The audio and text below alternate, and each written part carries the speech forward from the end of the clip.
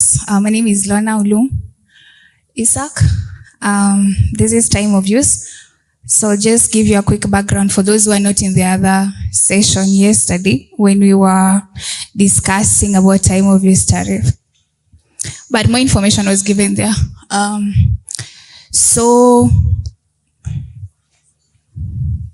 Well, I think I'll just go straight to the presentation.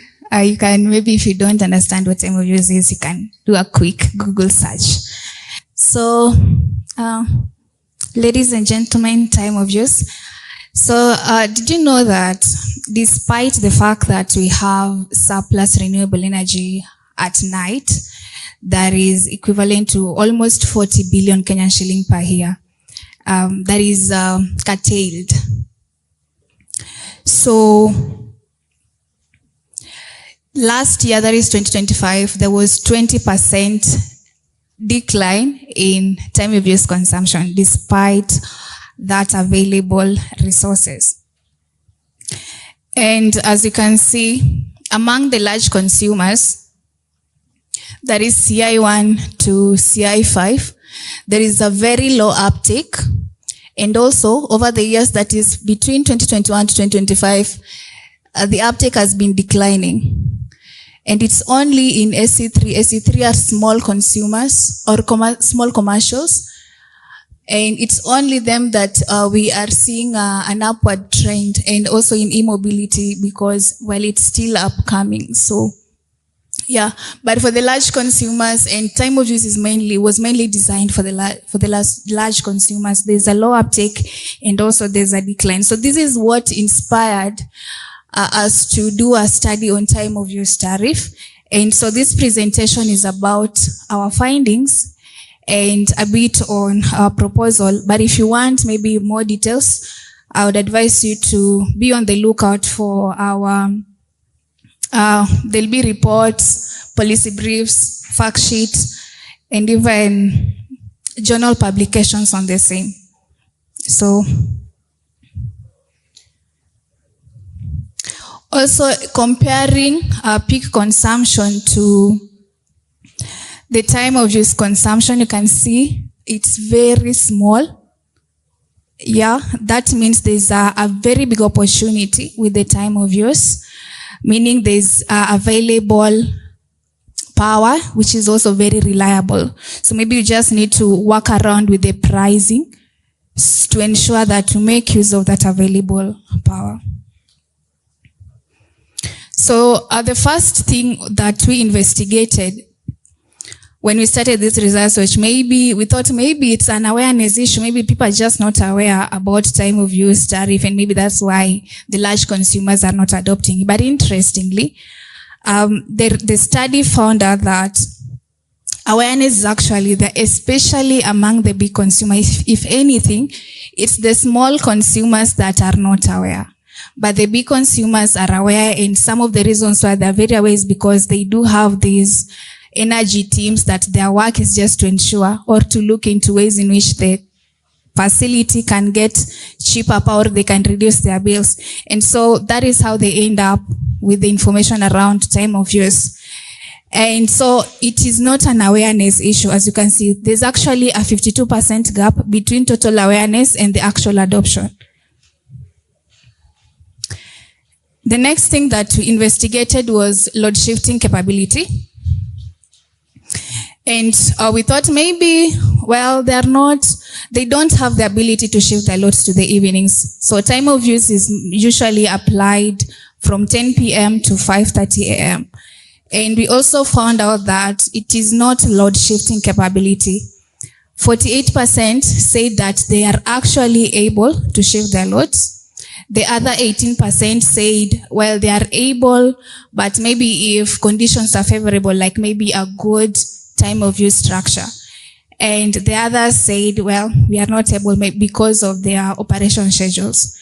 And if you compare the load shifting capability versus the actual adoption, there's also still a very big gap. It means companies are able to shift their loads, but there's something that is holding them back. The next thing that we found out was economic barrier. So large consumers reported very low savings. That is between 0.3 to 0.5. So large consumers, I mean, cement and steel industries, those are like, they consume a lot of power. And I think we would expect them to receive, like, to experience bigger savings, but they are reporting very low savings. And averagely, typical saving is less than 2%, including the small consumers. So the savings are too small to justify operational costs. And even in some of the large consumers, those who had not adopted, they were like, we sat down, we analyzed, and we realized that this thing is not going to work for us. And so we decided that we are not registering for it. The other thing that they mentioned was structure. Of course, the 6 months rolling average, and because you are expected to increase your consumption every 6 months, to increase your consumption every 6 months, with a 6% factor. So every 6 months, like your baseline is being reviewed and you're expected to increase it. So most of them said that this is very impractical because it is not in line with the real business cycles. The other was structural contradiction, which is energy efficiency. So energy efficiency demands that you reduce your consumption, while time of use demands you to increase your consumption. And you can only benefit if you are energy efficient, or if you are embracing energy efficiency. You can only benefit from time of use if maybe you expand, maybe you add another go down and another production line or something like that. But if all factors remain constant, then it's sort of impossible to benefit from time of use. The other thing was operational barriers. It was evident that there's different manufacturers, different sectors have different operational schedules and there's just a lot of dynamics around the manufacturing thing, the manufacturing setup. So having one structure that we expect to fit all of them was sort of becoming a barrier to most. It was only maybe benefiting a very few. The other thing was administrative barrier. Most of them reported that they're finding it very hard to even get onboarded on the tariff because of a lot of complexities and bureaucracy. And of course, women were saying that most of the women-led businesses are actually operating during the day. So by that fact, they are excluded from this tariff. However much they would love to, they are not able to shift their loads. And so,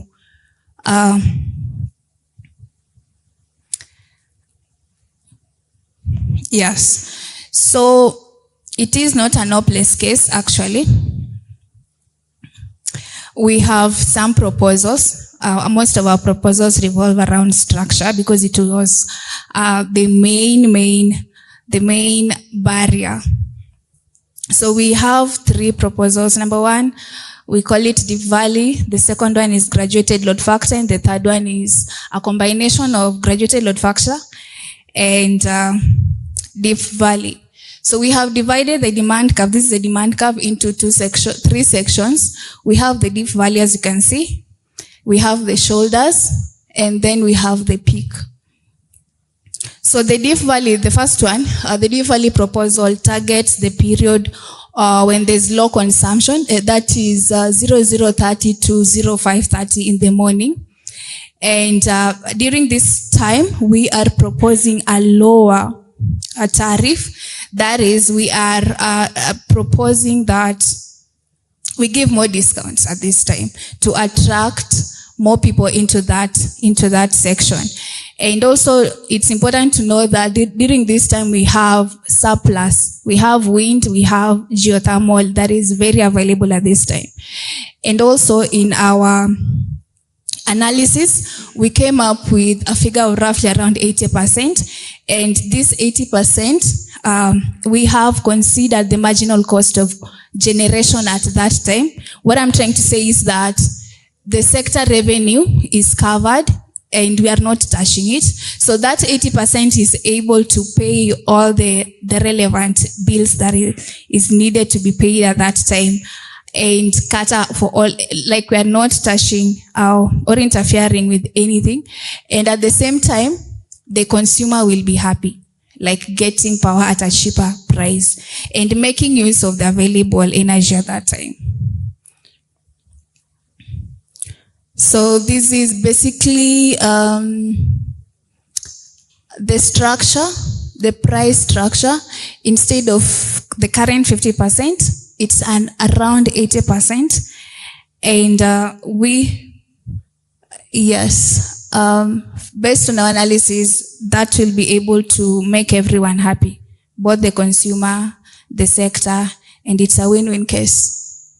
The next proposal is the graduated load factor. So the graduated load factor comes in tiers, and this one caters for the shoulders. You remember the demand curve? Yes. So it caters for the shoulders. The shoulders is basically during the day and just after the peak. That is 10 p.m. to 0:30, 10 to 12. And also during the day when the dip valley ends. The dip valley ends at 5:30. So from 5:30 to when peak begins, and also from when peak ends to when the dip valley begins. So it comes in tiers, and it is based on your graduated load factor. So if you improve your graduated load factor, if you improve your load factor, if you show an improvement in your load factor, then you'll be able to benefit based on the improvement. So if maybe you improve your load factor, you can focus on the first 3 rows and the last 3 columns. The SC3, that is, for example. You can see on the 3rd column, we have no improvement, tier 1, tier 2, and tier 3. The second last column, we have 0, 25%, 40, 50%. Yes. So for instance, if a customer on AC3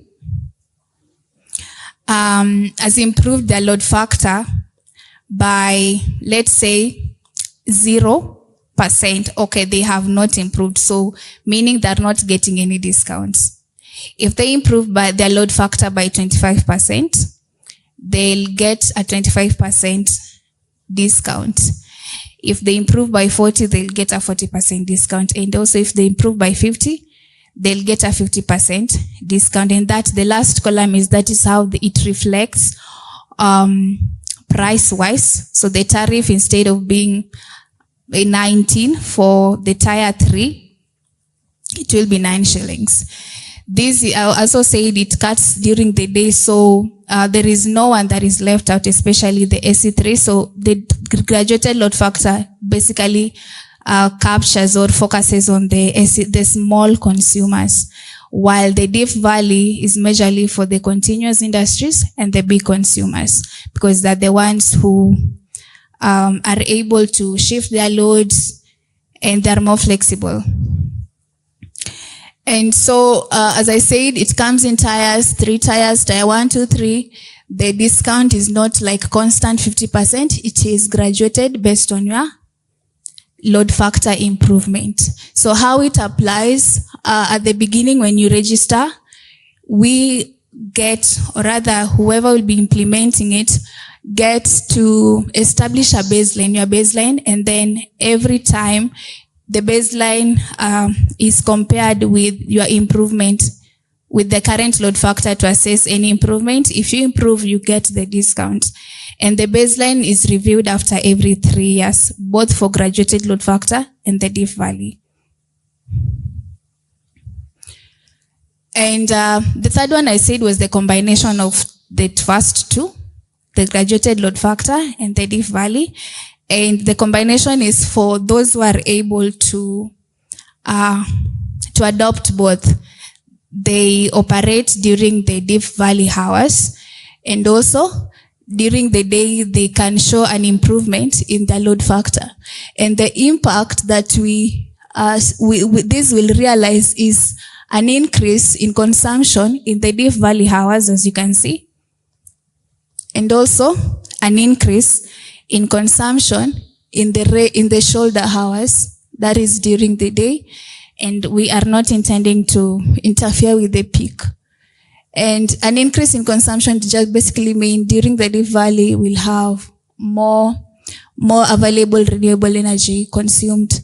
During the day we'll have more captive power or whatever that is being consumed.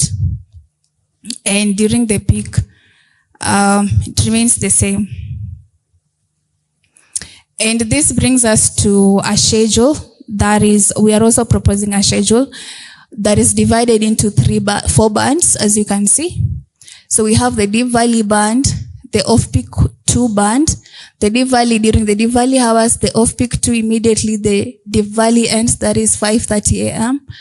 to when the peak begins, and then the peak band, and then the off-peak 1 just when the peak ends and the Deep Valley begins. Yes. And so during the Deep Valley, we're proposing the Deep Valley tariff. During the off-peak 1 and off-peak 2, we are proposing the graduated load factor. And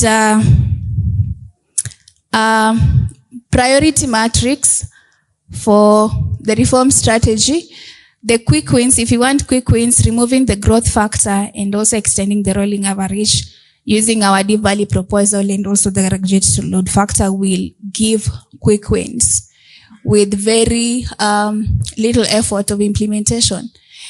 Yes. Our last proposal is on how the revenue generated will be used.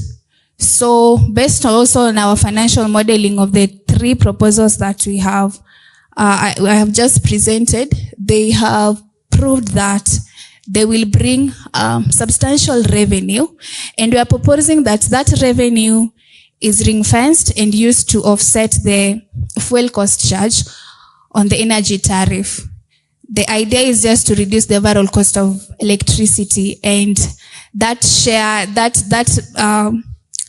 revenue generated is shared with all consumers. The impact this will have is we'll have a cheaper electricity by a factor based on how the consumers will have uptaken time of use.